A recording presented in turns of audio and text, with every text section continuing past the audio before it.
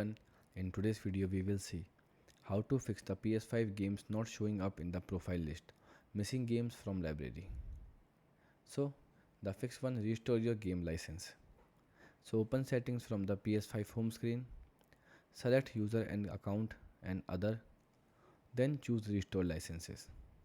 Then select the game license you want to restore or restore the available licenses. Then wait for the process to complete, then click check for profile again. Fix 2, check your privacy setting. So go to settings, then user and account, then click on privacy. Now select view and customize your privacy setting.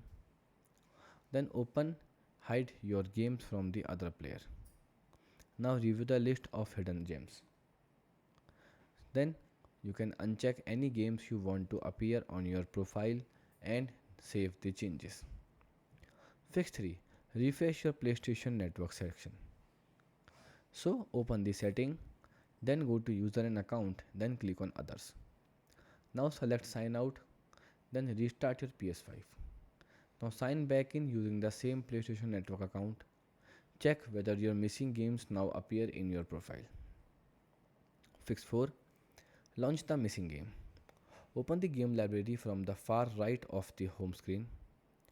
Select your collection, find and launch the missing game and play for 2 to 3 minutes and create the new save or earn progress if possible. Now close the game and revisit your profile to see if it has been added. The final fix, verify console sharing. If you are using the game purchased by another account, make sure console sharing is enabled on the account that owns the game. First sign in into the account that purchased the game. Then go to settings, then user and account and other. Now select console sharing and offline play. Then confirm that enable is turned on. Now switch back to your account and check whether the game appear correctly. Goodbye and thanks for watching.